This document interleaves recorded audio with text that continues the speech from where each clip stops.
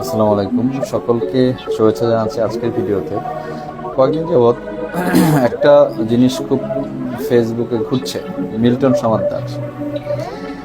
আমার অনেক ফ্রেন্ডই শেয়ার করেছে বিষয়টা। সেটা হচ্ছে যে ওনার একটা আশ্রম আছে যেখানে অনেক অবহেলিত মানুষকে আশ্রয় দেওয়া হয়, তাদের খাওয়া দাওয়া সহ থাকার ব্যবস্থা করা হয়।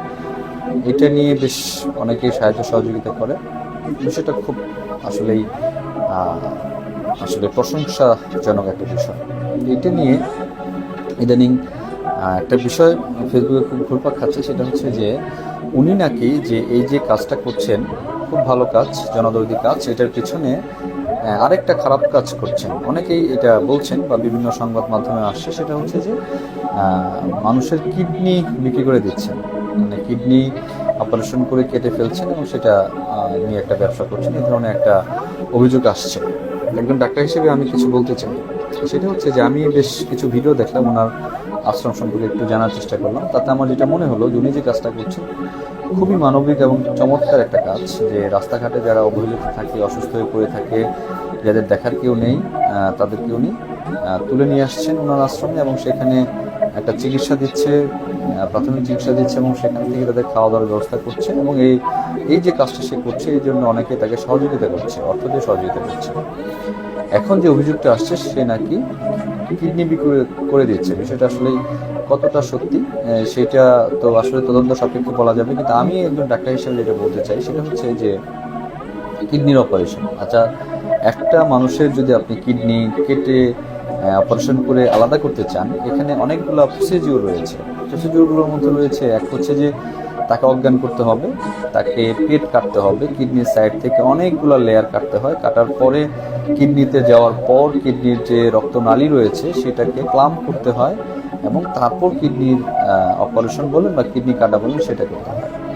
কিডনির যে কোনো অপারেশন করার ক্ষেত্রে, অর্থাৎ কিডনির ভিতরে কোনো অপারেশন করার ক্ষেত্রে কিডনি ক্ল্যাম্প করতে হয় এবং যে ক্ল্যাম্প করতে হয় সেই যে মেশিন বা যে যন্ত্র ব্যবহার করা হয় সেটা আসলে অত্যন্ত ব্যয়বহুল এবং সেই যন্ত্র সব জায়গায় অ্যাভেলেবল না। আমাদের অনেক হাসপাতাল রয়েছে, সদর হাসপাতাল তো বটেই, অনেক মোটামুটি মানের হাসপাতালগুলোতেও এই ধরনের যন্ত্র পাওয়া যায় না, ফলে কিডনি অপারেশন তারা করতে পারে না। আমি যে হসপিটালে টাঙ্গাইলে যে চেম্বার করি এবং মিডিয়াম মানের যে সকল হসপিটাল আমি চিনি, কোনো হাসপাতালে এই ধরনের ক্লাম্প নাই, ফলে তারা কিডনি অপসারণজনিত যে সার্জারিগুলো রয়েছে সেগুলো করতে পারে না। কারণ হচ্ছে, এটা বলছিলাম, এই ক্লাম্প মেশিনটা খুবই ব্যয়বহুল এবং এটা আসলেই এটা একটা জটিল এবং অনেকে এই ধরনের সার্জারি করার মতো সক্ষমতাও নাই। এখন প্রশ্ন হচ্ছে যে মিল্টন সমাদ্দারের বিরুদ্ধে যে অভিযোগটা রয়েছে, এটা আসলেই বাস্তবসম্মত কিনা। একজন ডাক্তার হিসেবে বলবো এটা মোটেও বাস্তবসম্মত না। ওনার যে আমি আশ্রমটা দেখলাম, সেখানে যে ধরনের চিকিৎসা বা যে ছোটোখাটো যে বিষয়গুলো করা হয়, সেইখানে এরকম একটা জায়গায় অ্যানেস্থেশিয়া দিয়ে অজ্ঞান করে সেখানে এত বড় একটা সার্জারি করা, এত ব্যয়বহুল একটা সার্জারি করা এবং সেখানে ক্লাম্প করে কিডনি কেটে আলাদা করে রাখা এবং সেটা রাখার ব্যবস্থা করা, কারণ এই ধরনের সার্জারি করতে যে ধরনের সরঞ্জাম লাগে, আমার মনে হয় ওখানে এটা মোটেও সম্ভব না এবং এই ধরনের জনবলও তার থাকার কথা না, বা থাকলেও সেটা আসলে ওই ধরনের জায়গায় সেটা করতে পারার কথা না।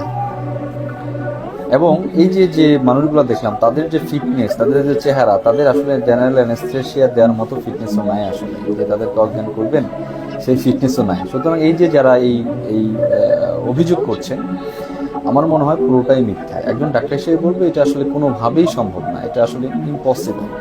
কিডনি আলাদা করা একটা এই ধরনের মানুষের পেট থেকে, সেটা একেবারেই সম্ভব না। অনেকেই মিলাচ্ছে যে অনেকে পেটে কাটা, এখানে ওখানে কাটা, এটা দিয়ে মিলাচ্ছে। এটা দিয়ে আসলে এই জিনিসটা মিলানো যাবে না। অনেকেই তো অনেক কারণে পেট কাটা থাকে, অনেকে আলসার থাকে, অনেক কারণে পেট কাটা থাকে, কিন্তু কিডনি আলাদা করার যে অপারেশন হয়, এটা কিন্তু যেন তেন একটা বিষয় না, এটা অনেক বড় বিষয়।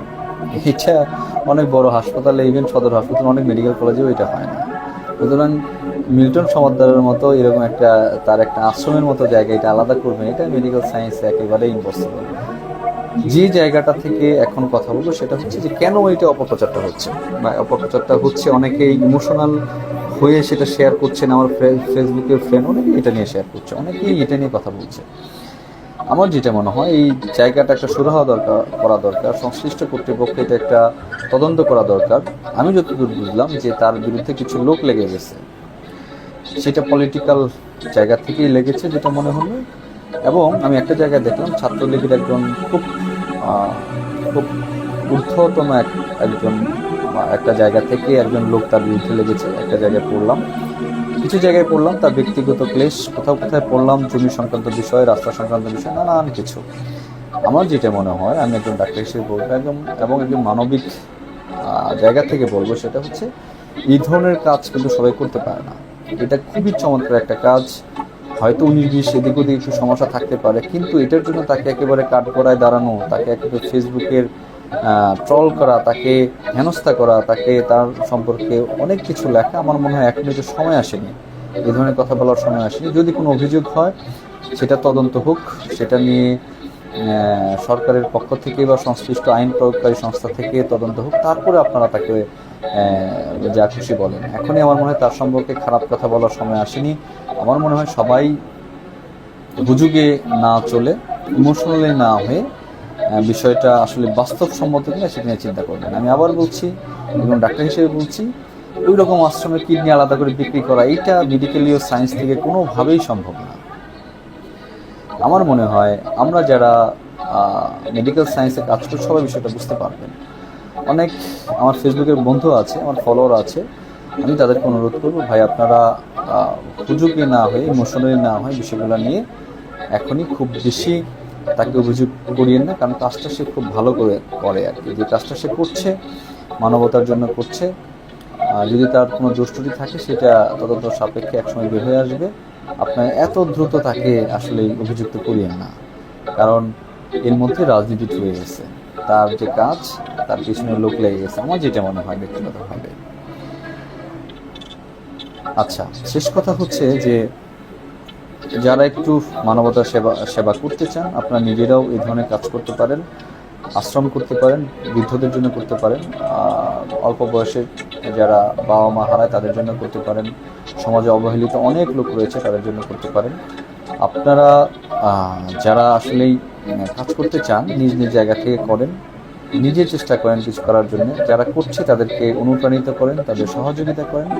সেটাও যদি করতে সম্ভব না হয় তাদেরকে অন্তত দোষারোপ করিয়ে না, অভিযোগ প্রমাণ না হওয়া পর্যন্ত দোষারোপ করবেন না। এটা আমার জায়গা থেকে আমি সবাইকে অনুরোধ করবো। সবাই ভালো থাকবেন, সুস্থ থাকবেন, সবাই সবার জন্য দোয়া করবেন। আসসালামু আলাইকুম।